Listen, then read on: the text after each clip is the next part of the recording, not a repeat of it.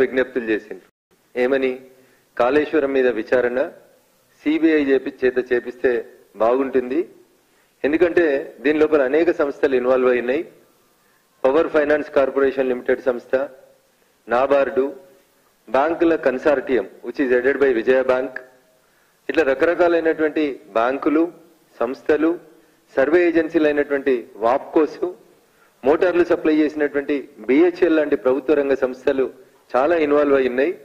ఇదొక పెద్ద స్థాయి లోపల జరిగినటువంటి కుంభకోణం. కాబట్టి దీని మీద సిబిఐ విచారణ జరిపించాలని చెప్పి నాటి టీపీసీసీ ప్రెసిడెంట్, ప్రస్తుత గౌరవ ముఖ్యమంత్రి యనమల రేవంత్ రెడ్డి గారు భారత ప్రభుత్వానికి లేఖ రాసినాం. అమిత్ షా గారు చర్య తీసుకుంటలేరు, మోడీ గారు చర్య తీసుకుంటలేరు. కాబట్టి బీజేపీ బీఆర్ఎస్ ఒకటి అని చెప్పి ఎన్నికలప్పుడు బాగా ప్రచారం చేసి ఒక పర్సెప్షన్ డెవలప్ చేసి అధికారంలోకి వచ్చిర్రు మిత్రులు రేవంత్ రెడ్డి గారు. అధికారంలోకి వచ్చిన తర్వాత కథ ఉల్టా తిప్పి ఉల్టా చోర్ కొత్వాల్ డాంటే అన్న రీతి లోపల ఈ ఇన్వెస్టిగేషన్ ని, ఈ కాళేశ్వరం కథని కాంగ్రెస్ పార్టీ కంచికి చేర్చాలనుకుంటుంది. అందుకనే ఈరోజు భారతీయ జనతా పార్టీ కార్యదర్శిగా, దుబ్బాక మాజీ శాసనసభ్యునిగా కొన్ని ప్రశ్నలు కాంగ్రెస్ పార్టీ మిత్రులకి రాష్ట్ర ప్రభుత్వం ముందు ఉంచాలనుకుంటున్నాం. మేడిగడ్డలో పిల్లర్ గుంగింది, పేపర్లన్నీ రాసినాయి. తెల్లారే సెంట్రల్ ఏజెన్సీస్ వచ్చి ఇన్వెస్టిగేషన్ చేసినాయి. 3 రోజుల తర్వాత రేవంత్ రెడ్డి గారితో పాటు కాంగ్రెస్ పార్టీ భవిష్యత్ నాయకుడు అని చెప్పుకుంటున్నటువంటి రాహుల్ గాంధీ గారు మేడిగడ్డను సందర్శించారు. మేడిగడ్డను సందర్శించిన రోజు రాహుల్ గాంధీ గారు రేవంత్ రెడ్డి గారిని పక్కన పెట్టుకొని ఆ మేడిగడ్డ అనేటువంటి రిజర్వాయర్ మీద నిలబడి వారు మాట్లాడిన మాట, కేసీఆర్ అంటే కాళేశ్వరం కరప్షన్ రావు అని చెప్పి మాట్లాడినారు. ఇది నేను చెప్తున్న కవిత్వం కాదు, రేవంత్ రెడ్డి గారు చెప్పిన కవిత్వం. వారి నాయకుడు గౌరవనీయులు రాహుల్ గాంధీ గారు మేడిగడ్డ అనేటువంటి కట్ట మీద నిలబడి మాట్లాడినటువంటి మాట, కేసీఆర్ అంటే కాళేశ్వరం కరప్షన్ రావు అని చెప్పారు. ఇదే రాహుల్ గాంధీ గారు అదే మేడిగడ్డ దగ్గర మీడియా మిత్రులతో మాట్లాడుతూ ఏం చెప్పిందంటే, ఇదే పేపర్లో రిపోర్ట్ అయినటువంటి వార్తనే చదువుతున్నా, ఇది నా సొంత కవిత్వం కాదు. ఆ రోజు వారు ఏం చెప్పిందంటే, కాళేశ్వరం ప్రాజెక్టు పేరుతో కేసీఆర్ 1,00,000 కోట్లు దోచుకున్నారని, తాము అధికారంలోకి వస్తే ఆ సొమ్మును వసూలు చేసి ప్రజల బ్యాంకు ఖాతాల్లో జమ చేస్తామని చెప్పి రాహుల్ గాంధీ స్పష్టం చేశారు. అన్న ఇది నా సొంత కవిత్వం కాదు, మళ్ళీ చెప్తామన్న. చాలాసార్లు టీవీలలోకి వచ్చి కాంగ్రెస్ పెద్దలు అడుగుతారు, జనధన ఖాతాల లోపలికి 15 లక్షలు వచ్చినాయని అడుగుతుంటారు. నాకు తెలియదు మరి, మేము అన్నట్టు ఇక్కడ లేదు. అది మోడీ గారు అన్నట్టు ఒక వీడియో, ఒక ఆడియో చూపెట్టమని నేనైతే ఒక 50 సార్లు అడిగిన, అన్ని టీవీ ఛానల్ చర్చలలో అడిగిన, ఏడు రాలేదు. కానీ ఇది మొన్న అన్న, 4 రోజుల కిందట మేడిగడ్డ గొంగినప్పుడు ఫోటోలు కూడా రాహుల్ గాంధీ గారు రేవంత్ రెడ్డి ఇద్దరే కనబడతారు, వేరే వాళ్ళు కనబడరు మీకు ఆ కట్ట మీద.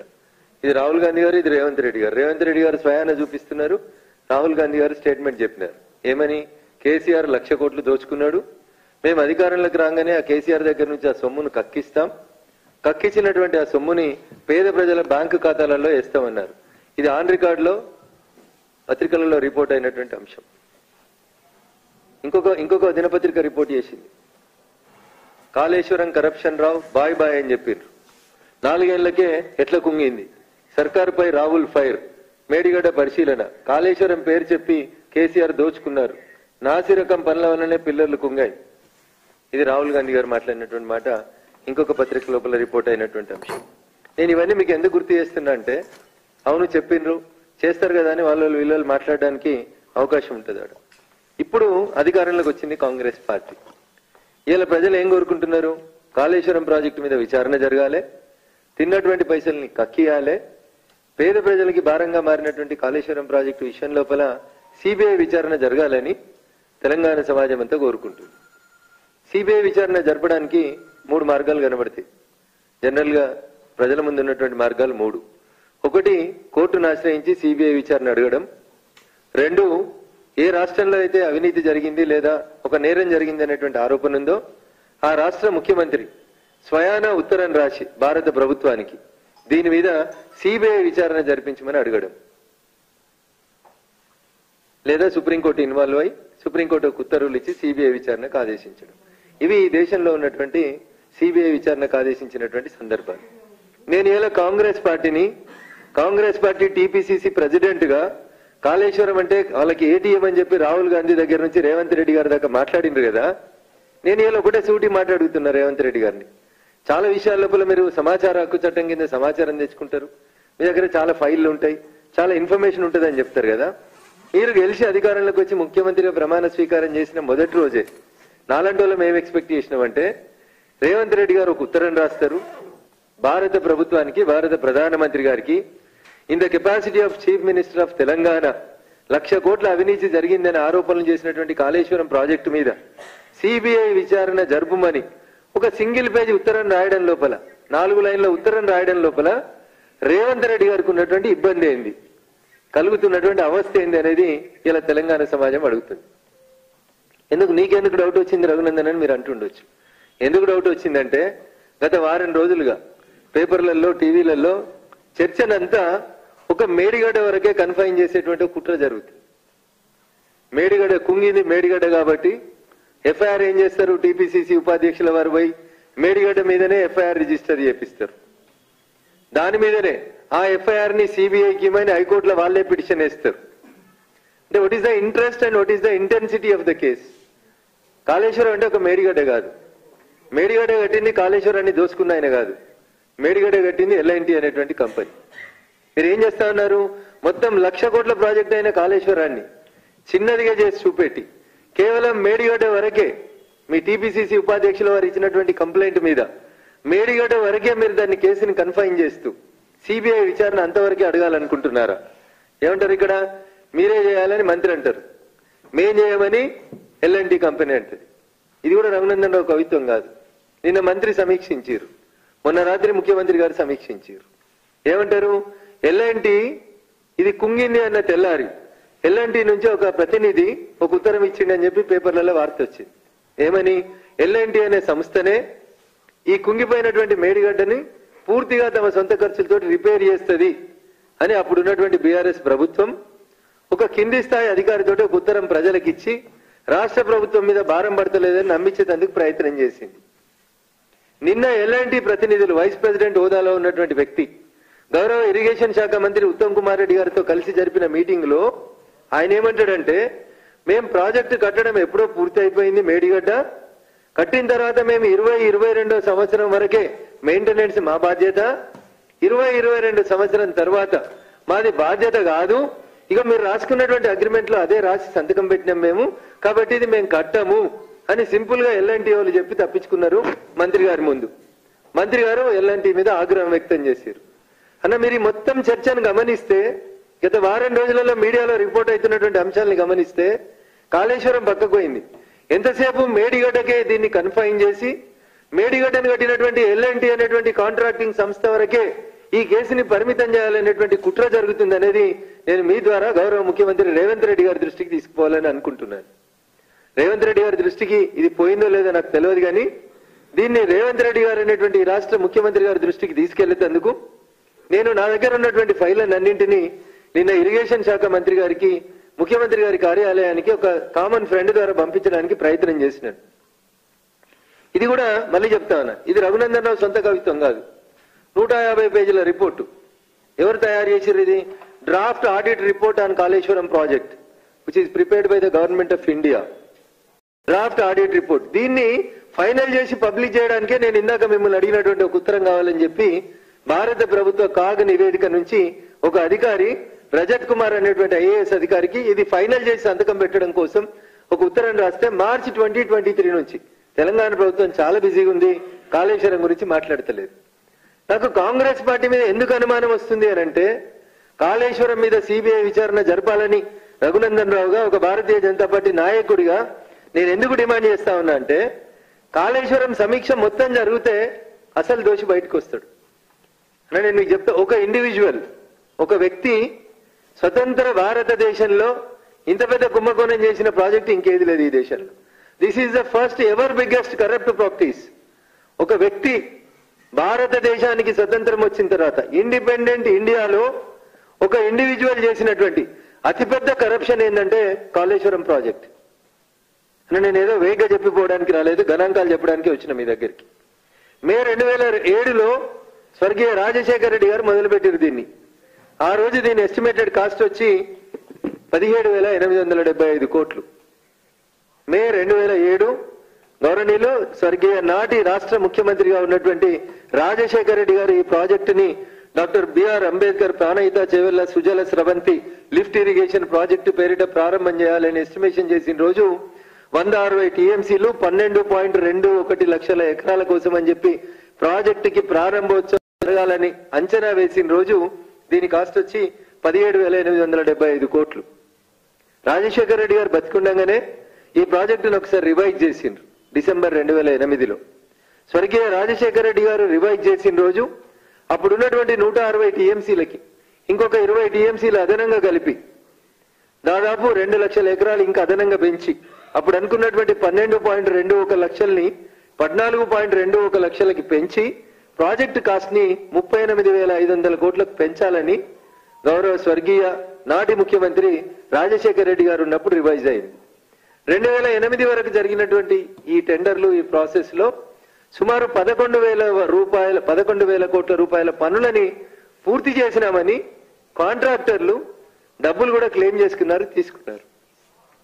2016లో చంద్రశేఖరరావు గారు నాటి టిఆర్ఎస్ అధినేత నాటి ముఖ్యమంత్రి గారికి ఒక కల వచ్చింది.